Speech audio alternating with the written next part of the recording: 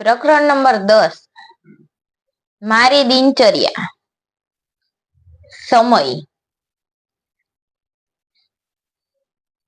હવે જો આપણને શું કીધું છે, નિત્યક્રમ સમજો એક વિદ્યાર્થી તરીકે. 1. સવારે વહેલા ઉઠવું, દાંત અને જીભ સાફ કરવા, સ્નાન કરવું,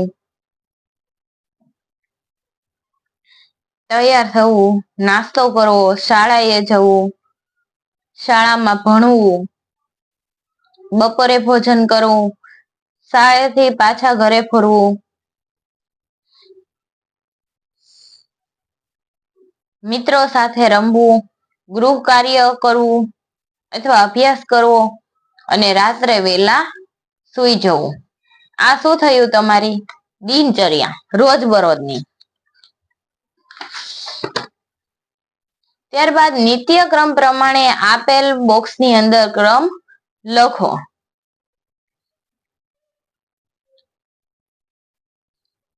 હવે આપણે જોઈએ આને બસની, માનો કે બસમાં બાળકો જાય છે, આપણે આગળ ક્રમ આપેલો જ છે. શાળાએ ઘરે પાછા ફરે છે, શાળાએ જાય છે, બરોબર. શાળાએ જાય છે, પાછા ફરે છે. સૌથી પહેલા ઉઠે, બ્રશ કરે, ત્યારબાદ તૈયાર થાય, નાસ્તો કરે, શાળાએ જાય, અભ્યાસ કરે, શાળાએ ઘરે પરત ફરે અને રાત્રે હોમવર્ક કરે. તો આ એક વિદ્યાર્થી તરીકેની શું થઈ? દિનચર્યા. જે નિત્યક્રમને આપણે બોક્સની અંદર સાચા ક્રમમાં ગોઠવવાનો હતો. સવારે ઉઠવું, દાંતણ કરવું, તૈયાર થવું, નાસ્તો કરવો, શાળાએ જવું, અભ્યાસ કરવો, શાળાએથી પરત ફરવું અને અભ્યાસ, ગૃહ કાર્ય કરવો.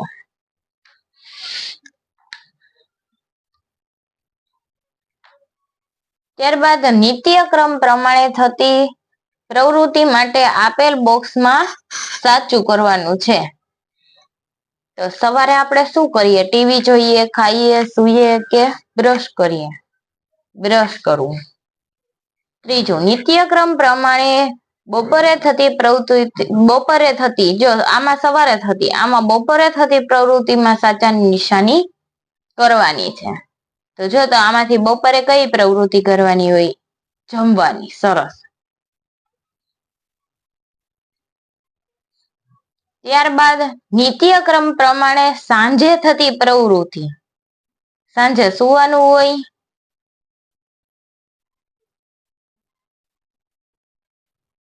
સ્કૂલે જવા માટે તૈયાર થવાનું હોય કે અભ્યાસ કરવાનો હોય? અભ્યાસ કરવાનો હોય. તો અભ્યાસ કરવા ઉપર સાચાની નિશાની. નિત્યક્રમ પ્રમાણે થતી રાત્રે થતી પ્રવૃત્તિ માટે સાચાની નિશાની કરો. આપણે રાત્રે શું કરીએ? શાળાએ જઈએ, રમીએ, નાહીએ કે સૂઈ જઈએ? સૂઈ જઈએ.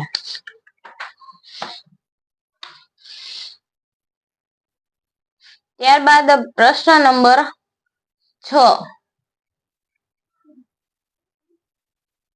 વસ્તુઓને લાગુ પડતી ઋતુના ચિત્ર સાથે જોડો. તો ચોમાસાનું ચિત્ર છે, તો એમને ચોમાસા સાથે જોડવાનું. ઉનાળાનું છે તો ઉનાળા સાથે, અને આ શિયાળાનું છે તો એમને શિયાળા સાથે. શિયાળો, ઉનાળો અને ચોમાસું.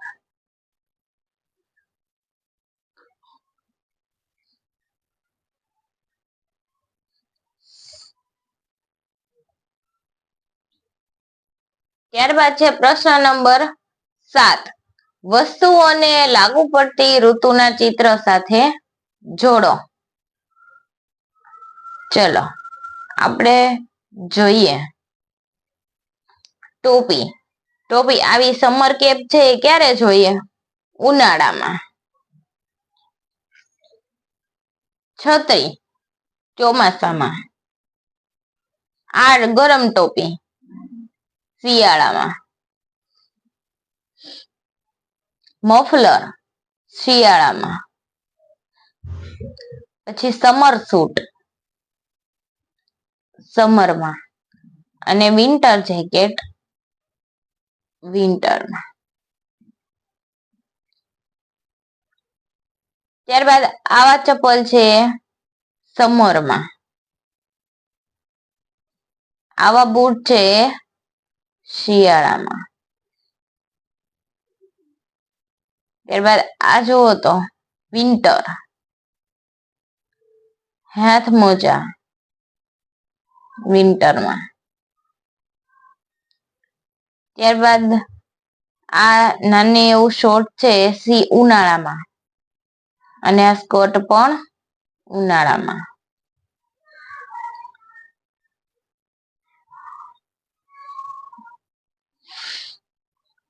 ત્યારબાદ પ્રશ્ન નંબર 8.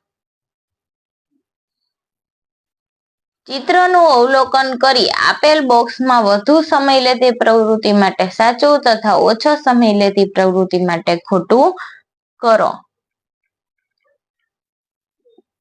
ટબ ભરાવામાં વધારે સમય લાગે કે આમાં વધારે સમય લાગે? વધુ સમય લેતી હોય એની સામે સાચાની નિશાની અને ઓછો સમય લેતી હોય એની માટે ખોટાની નિશાની.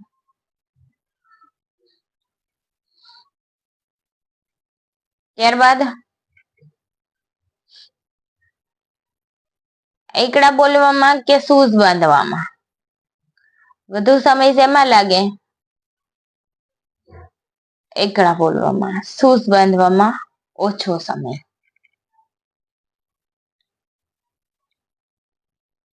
ત્યારબાદ ટાઈ બાંધવામાં કે હેન્ડ વોશ કરવામાં?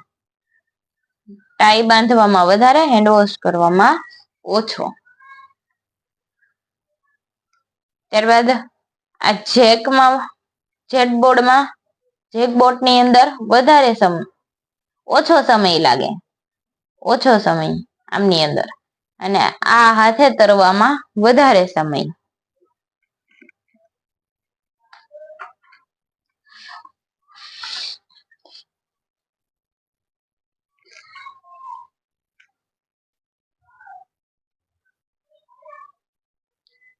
પછી શાળાએ ચાલીને જવામાં કે સાયકલ લઈને જવામાં?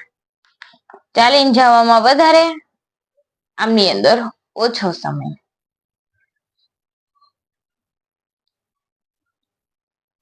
પછી હેપી બર્થડે ટુ યુ બોલવામાં કે લખવામાં? લખવામાં વધુ સમય, બોલવામાં ઓછો સમય.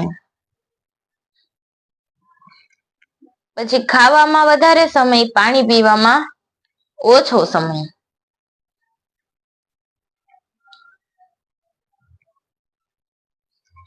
એરોપ્લેનમાં ઓછો સમય, બસની અંદર વધારે સમય.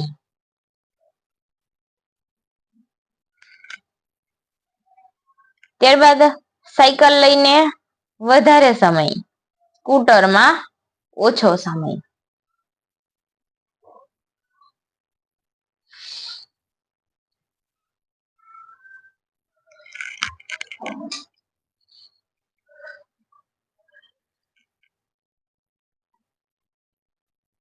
સવારે, સાંજે કે રાત્રે પ્રવૃત્તિને યોગ્ય રીતે જોડો.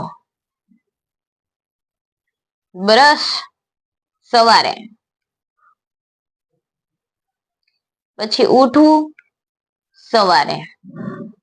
અભ્યાસ કરવો, અભ્યાસ આપણે ક્યારે કરીએ? સવારમાં.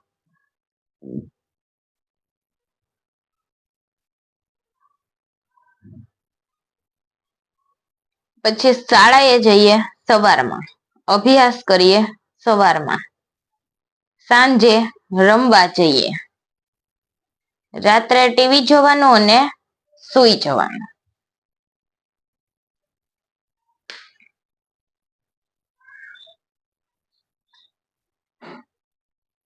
પછી ચિત્ર જુઓ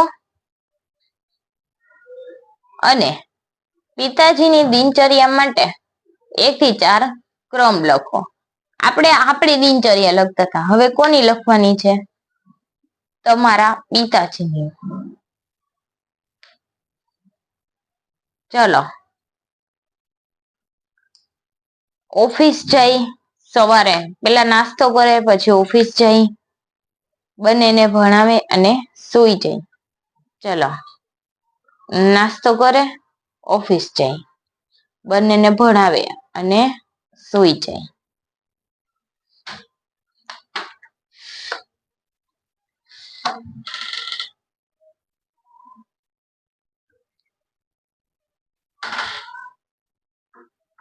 પ્રશ્ન નંબર 3.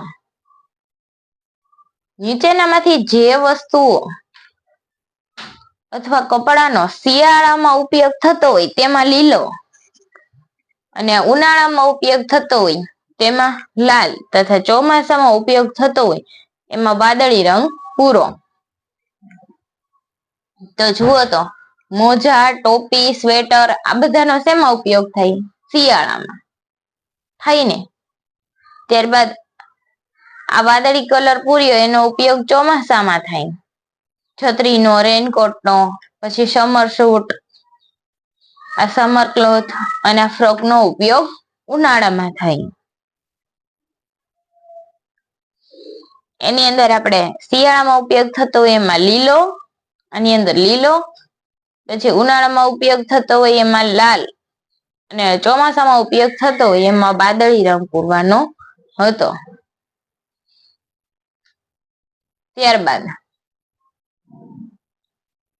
ચિત્રનો અવલોકન કરી આપેલ બોક્સમાં વધુ સમય લેતી માટે પ્રવૃત્તિ માટે સાચાનું તથા ઓછો